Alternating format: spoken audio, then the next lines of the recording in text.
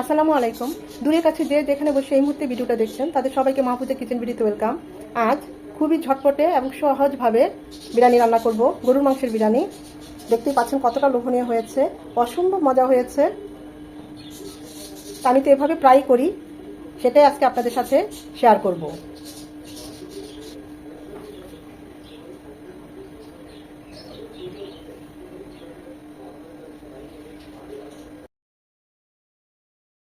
করার জন্য প্যানে দিয়ে দিচ্ছি 4 থেকে 5 চামচ সয়াবিন তেল,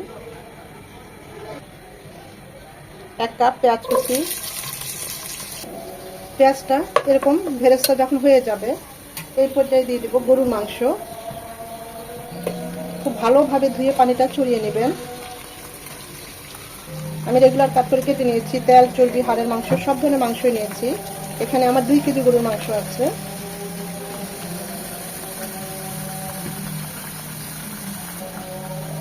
দিয়ে দিব 2টো বড় কালো এলাচ, অবশ্যই ফেটে দিবেন, এতে করে সুঘ্রাণটা বের হয়ে আসবে।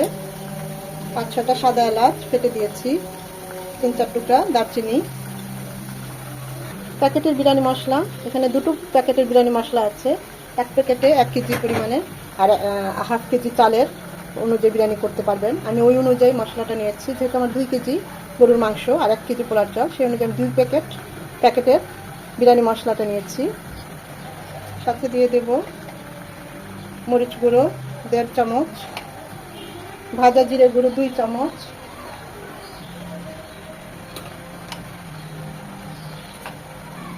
কুচু করে 2 চামচ আদা রসুনের পেস্ট, হাফ কাপ টক দই, স্বাদ মতো লবণ, আর 1 কাপ জাল করা লিকুইড দুধ।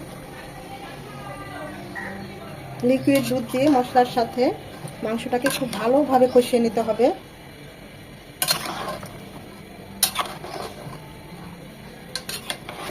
আমি একটু ঝটপট করলাম, প্যাকেটের মশলা দিয়ে আজকে বিরিয়ানিটা তৈরি করছি। সাথে অবশ্যই বাকি মশলাগুলো দিবেন, প্যাকেটের মশলা দিলেও দিবেন।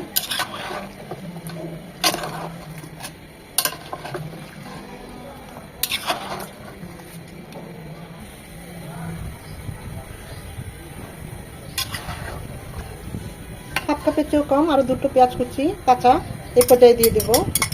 1 কাপ তো আমরা পেঁয়াজ ভাজা করে দিয়েছি, এটা মাংসের সাথে কষবে।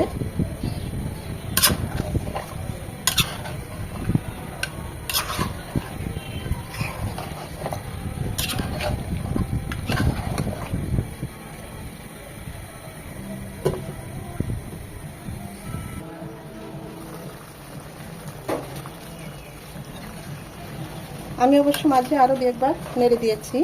যখন দুধ দিয়ে মাংসটা এরকম 20 থেকে 25 মিনিট কষানো হয়ে যাবে এই পর্যায়ে দিয়ে দেব আলু। বিরিয়ানিতে আলু ছাড়া হয় না। আমি একটু লবণ আর মরিচ গুঁড়ো দিয়ে আলুটা খুব ভালোভাবে ভেজে নিয়েছি। এমনভাবে ভেজে নিয়েছি আলুটা 30 থেকে 40% কুকি হয়ে গিয়েছে, দেখতেই পাচ্ছেন ভাজা দেখে। এখন এই আলুটা দিয়ে দেব। অবশ্যই একটু লবণ ছিটা দিয়ে দিবেন, মরিচ গুঁড়ো না দিলে হলুদ গুঁড়ো দিবেন।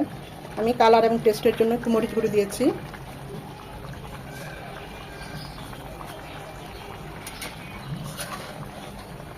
আলুর সাথে মাংসের সাথে আরও 3 থেকে 5 মিনিট, 4-5 মিনিট আর কি কষিয়ে নেব, মশলার সাথে যেন আলুটা কষে যায়।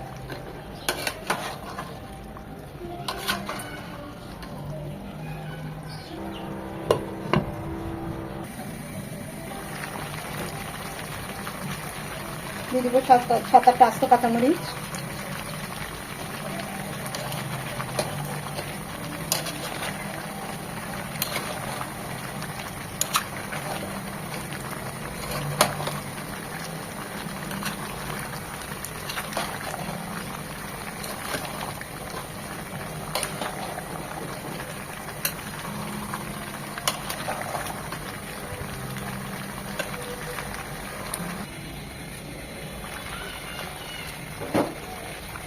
মাংসটা যখন এরকম কষে যাবে 30 থেকে 40% কষানোর মধ্যে হয়ে যাবে এই পর্যায়ে দিয়ে দিব ফুটানো পানি মাংসটা সেদ্ধ হওয়ার জন্য।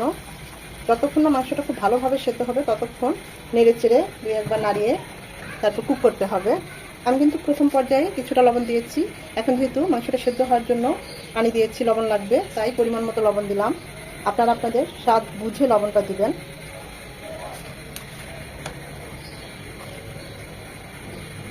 আলু মাংস খুব ভালোভাবে সেদ্ধ হবে, একদম ভুনা ভুনা হবে।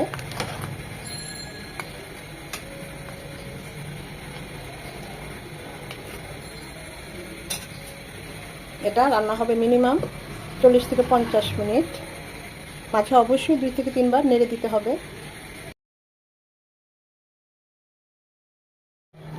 মাঝে আমি বেশ কয়েকবার নেড়ে দিয়েছি। মাংসটা একদম ভুনা ভুনা হয়ে গিয়েছে, উপরে তেল উঠে এসেছে, সব সেদ্ধ হয়ে গিয়েছে। অফ ক্যামেরায় চেক করেছি। এখন আমি চুলাটা অফ করে দেব। আমাদের বিরিয়ানির মাংসটা একদম রান্না রেডি। এখানে রাইস রান্না করেছি, একদম পুরোপুরি হাফ ডান করি নাই, 80 থেকে 70% কুক করেছি। এখান থেকে আমি বেশ কিছুটা রাইস প্রথমে উঠিয়ে নিচ্ছি, তাহলে মাংসটা দিতে সুবিধা হবে।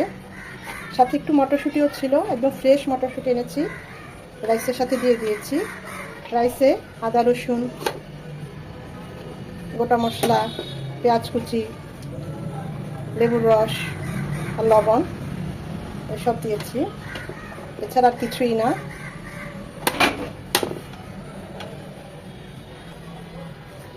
লেবুর রস আর লবণটা একদম ফুটন্ত রাইসটা যখন পানিটা ফুটবে তখন দিবেন, তাহলে এরকম ধবধবে সাদা আর এরকম ঝরঝরে হবে, খেতেও খুব মানে ভালো লাগে। দেখতেই পাচ্ছেন আমার রাইসটা একদম ঝরঝরে হয়ে গিয়েছে। এখানে আমি এখন মাংসটা দেব।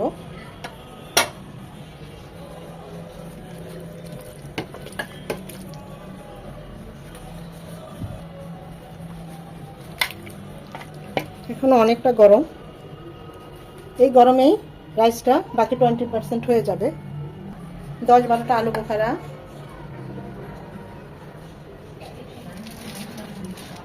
পেঁয়াজ ভেরেস্তা হাফ কাপ। এখন বাকি রাইসটা দিয়ে দেব।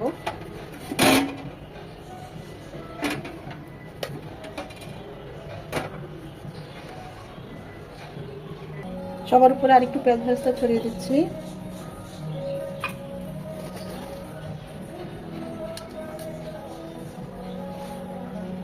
উপরে ঘি ছড়িয়ে দিচ্ছি 2 থেকে 3 চামচ।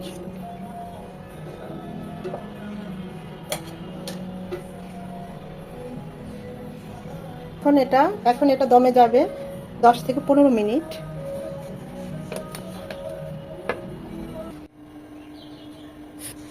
এখন সার্ভ করার পালা।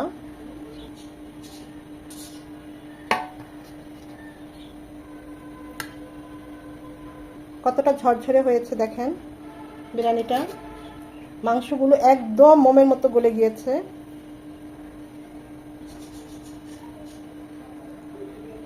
আমি উপরে আরেকটু পেঁয়াজ ভেরেস্তা ছড়িয়ে দিচ্ছি। খুব সহজভাবে ঝটপটে এভাবে চাইলে বিরিয়ানিটা রান্না করে নিতে পারেন, অসম্ভব মজা হয়। মুখে দিলে একদম অনেক দিন মনে থাকবে এরকম একটা বিরিয়ানি খেলে। আশা করি আপনাদের ভালো লেগেছে। যদি ভালো লেগে থাকে এভাবে ট্রাই করতে পারেন। লাইক কমেন্ট শেয়ার করে দিবেন অবশ্যই, এটা আপনাদের কাছে আমার রিকোয়েস্ট থাকবে। সময় নিয়ে যারা এতক্ষণ ভিডিওটা দেখেছেন তাদের সবাইকে অসংখ্য ধন্যবাদ।